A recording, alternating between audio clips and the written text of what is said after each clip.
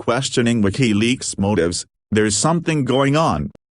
As for WikiLeaks, its leader Julian Assange has made it abundantly clear that he harbors a great animus, both personal and professional, for Clinton, describing her and her policies in strident language, saying that a vote for Clinton is a vote for endless, stupid war, and making it clear that he deliberately timed the release of the DNC emails just before the Democratic National Convention to harm Clinton and her candidacy. But beyond that, there are serious questions as to if WikiLeaks has a relationship with the Russian government. For starters, after Assange took up residence in the Ecuadorian embassy to the UK in London to avoid arrest, the state-funded Russia Today (RT) network gave Assange a TV show for a time, which was extremely critical of the US even as it praised the founder of Hezbollah. On one of these shows, Assange quite hypocritically supported the crackdown on Ecuador's free media by the Ecuadorian president, who was increasing his ties to Russia. There was also an incident that saw documents in the possession of WikiLeaks given by a WikiLeaks staffer to the government of the pro-Putin dictator of Belarus, which it used to arrest and suppress Belarusian pro-democracy activists.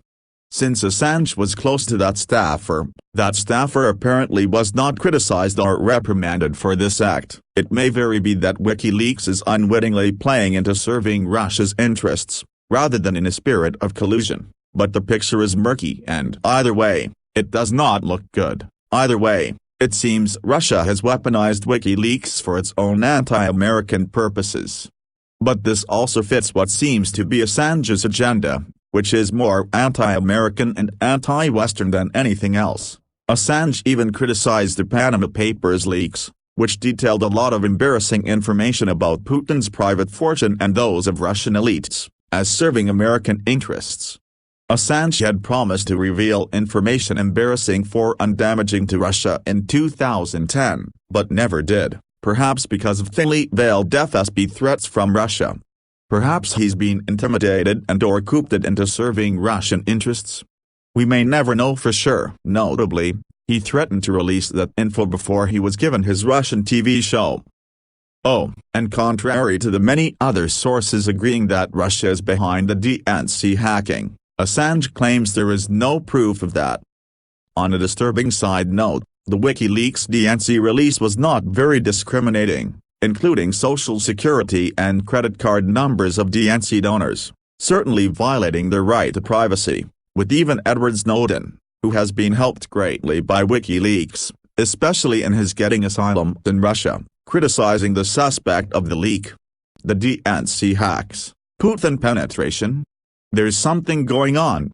As the political drama around the hacks faded away with the fading away of Debbie Wasserman-Schultz, more oxygen was given to the other aspects of the hack, which pundits seem to miss the significance of at first, but slowly, at least in terms of a 2016 24-hour news cycle, it began to dawn on them. An outside force was trying to alter the outcome of a U.S. election, tipping the scales in favor of Donald Trump and against Hillary Clinton, in a clear, substantive, and indisputable way.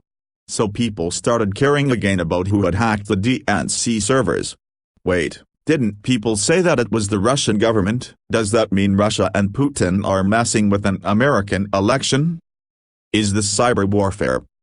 At first, that suggestion seemed conspiratorial and the media and public seemed reluctant to embrace it, as if that narrative was perhaps mostly a plot by Democrats to divert attention away from their internal scandal. Another he said, she said in a long war of words between Trump and Clinton. Maybe the delay was in part because the story broke over the weekend. Maybe it just seemed too fantastical for people to take seriously.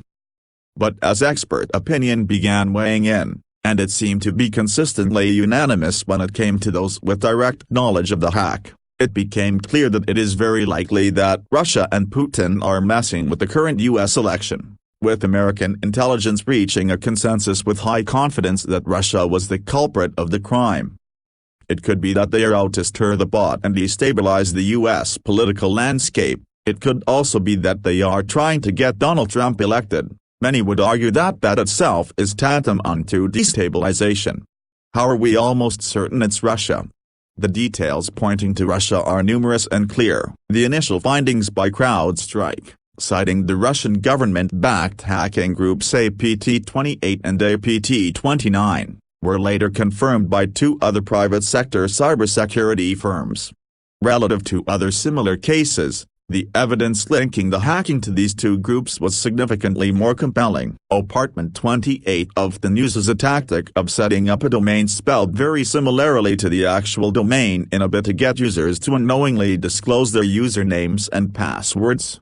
For the DNC hack, APT created misdepartment.com, as opposed to misdepartment.com, to confuse staff at Misdepartment, which managed the DNC's network. And previous hacks by the group has used the same IP addresses and malware software, a discovery that helped to point to patterns. This process sometimes included unique security or encryption keys, a kind of digital fingerprint, a fingerprint found in other significant attacks, which both government intelligence and private sector experts believe are also tied to APT-28. Both hacking groups use also approaches and technology consistent with nation-state level capabilities and choose foreign military entities and military contractors in a way that closely mirrors the strategic interests of the Russian government, according to a CrowdStrike report and echoed by other reports. Another firm noted that the hackers seem to operate during the Moscow and St. Petersburg time zone business hours and to take holidays during official Russian holidays.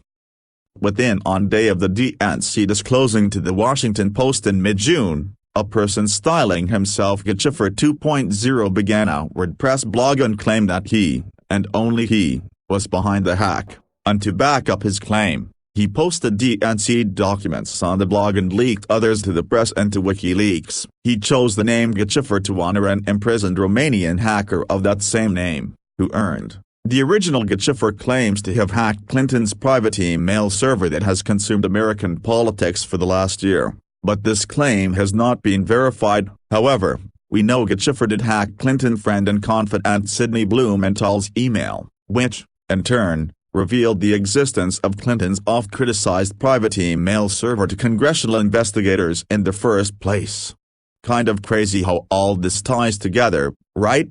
While Gachiffer 2.0 claimed Russia had nothing to do with the hackings, his very actions provided investigators with evidence backing up the initial claims that Russia was behind the hackings. Metadata from the information he posted had Russian digital signatures and showed that systems running on Russian language setups had accessed the files. One document had been modified by a user named Felix Edmundovich, the letters spelled out in Cyrillic and an obvious homage to Felix Edmundovich Dzerzhinsky, the founder of the Soviet Union's secret police. This information was exposed by a researcher on security issues operating under the Twitter handle @BuiltTheThings, who also exposed the fact that error messages in the documents were in Russian. All these imprints were made before WikiLeaks obtained the files. The aforementioned points were echoed by another analyst writing for Ars Technica soon after.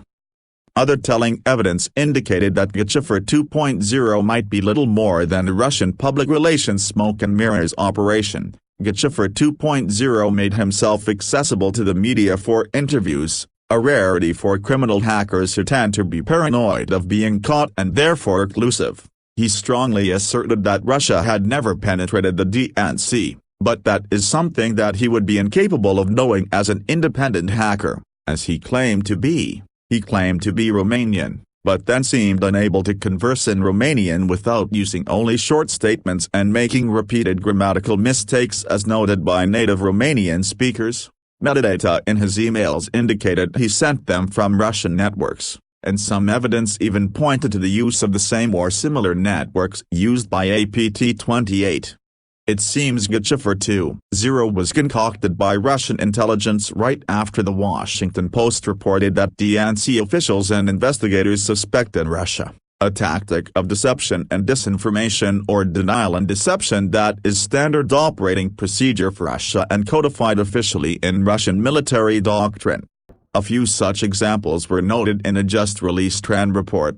Russian propagandists have been caught hiring actors to portray victims of manufactured atrocities or crimes for news reports, as was the case when Victoria Schmidt pretended to have been attacked by Syrian refugees in Germany for Russia's Zvezda TV network, or faking unseen news reporting, as shown in a leaked video in which reporter Maria Kitasonova is revealed to be in a darkened room with explosion sounds playing in the background rather than on a battlefield in Donetsk when a light is switched on during the recording. The RAND report notes how incredibly common and prolific these propaganda efforts have become since at least Russia's 2008 war with Georgia, and how current, traditional counter-propaganda efforts are falling short in correcting this fire hose of falsehood.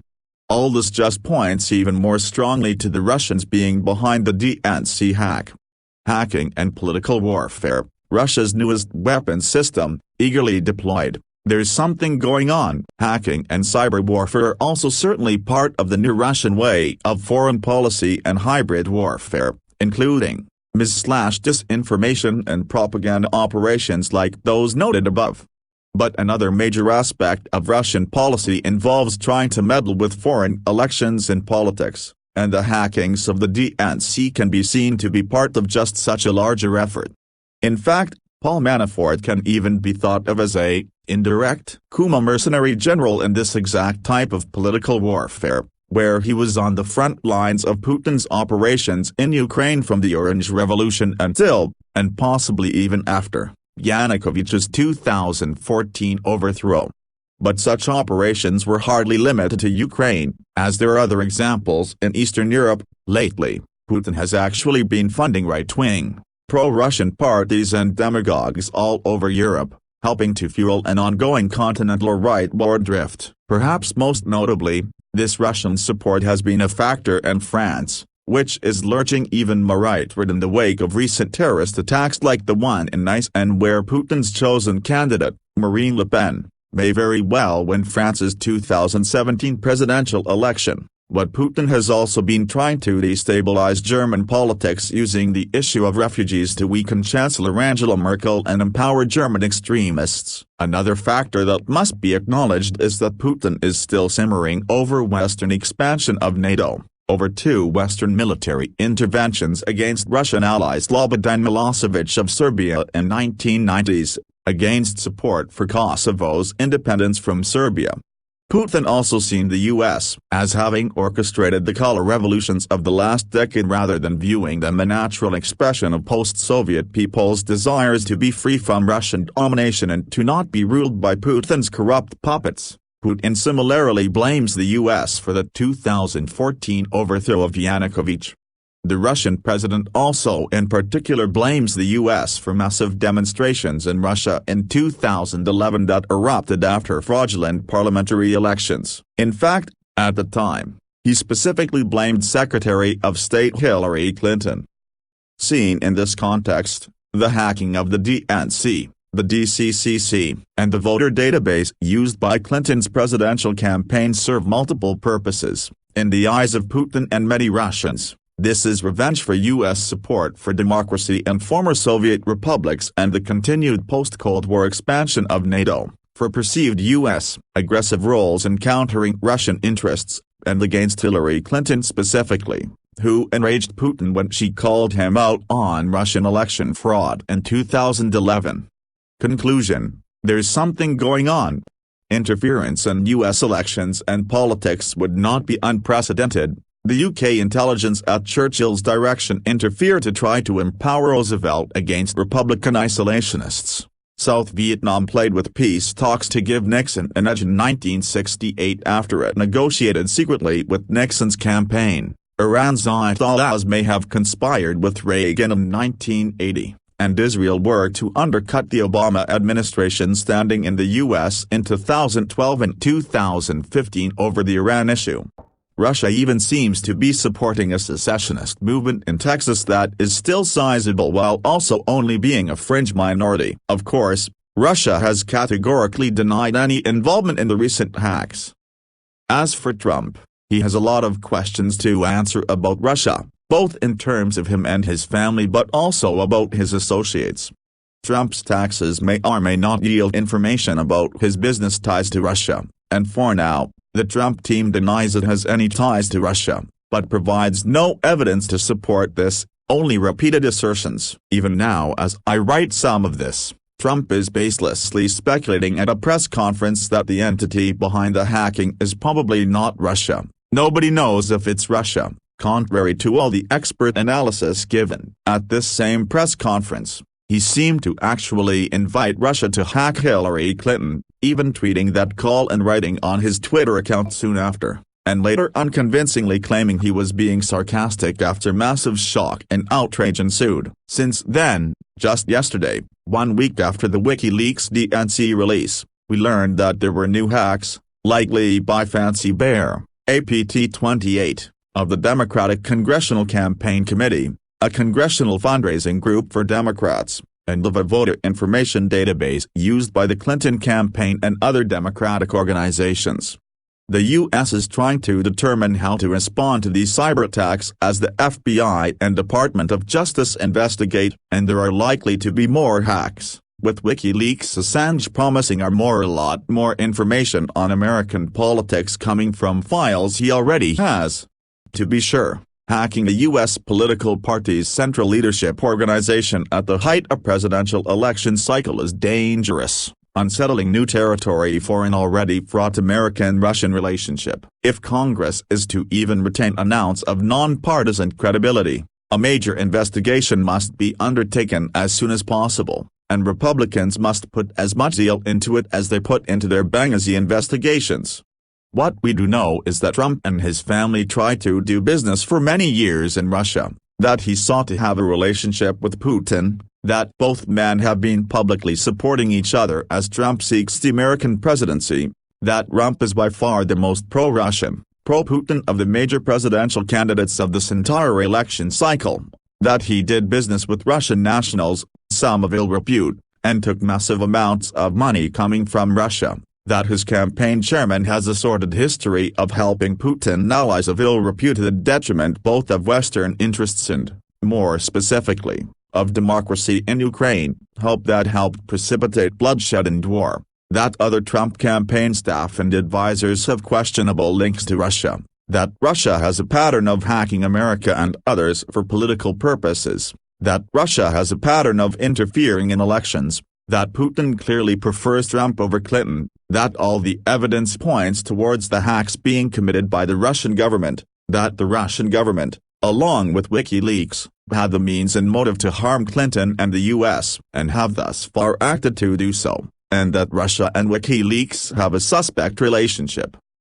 Thus, taken together, there does seem to be some sort of relationship between Trump, his confidants, and his presidential campaign on one side, and Putin-linked Russian operatives, and key Putin and Russian-oriented business and political operatives on another. It remains to be seen how direct, conscious, and centralized these relationships are, and while the sheer number of connections all but rules out sheer coincidence, the likely relationship can range from direct coordination between Putin and Trump themselves at the top, to between low-level staffers working directly or indirectly for both parties with no knowledge of or approval on the part of higher-ups. The intent, also, can range from conspiring to tilt an election and to work in the interests of Russia to simple personal enrichment on the part individuals. More likely than not, none of these extremes are probably the case, and the truth is probably somewhere in the middle.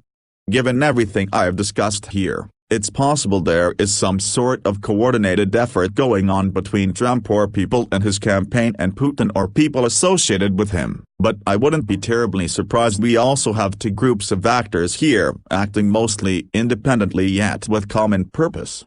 I also wouldn't be surprised if some of Trump's associates, especially Manafort, are part of some sort of deal, tacit or otherwise, to promote Putin's agenda within Trump's campaign between several staffers or just himself on one side and Putin's agents on the other, given Manafort's and several staffers' histories. And it's certainly believable, in fact, almost certain, that Putin would like to see Clinton defeated and Trump in the White House, since it would be hard to envision a leader that would or could play more into Putin's hands than Trump. This may yet backfire on Trump and Putin, since the Russian interference is so obvious that it might cause more Americans to rally against Clinton, riled up by an American presidential candidate being the target of Russian intelligence operations. But that remains to be seen, and for now, America is under attack from Russia in a way never seen before, something that is an objective, bipartisan, national security issue that should concern all Americans. We may never know all the details, but one thing is for sure, this is one of the most disturbing, worrisome, and troubling developments in a year brimming with disturbing, worrisome, and troubling developments, and there must be both fierce consequences and fierce investigations because, clearly, there's something going on, to quote Donald Trump. And one final thing, we haven't even gotten into the possibility of voting machines being hacked by the Russians on election day.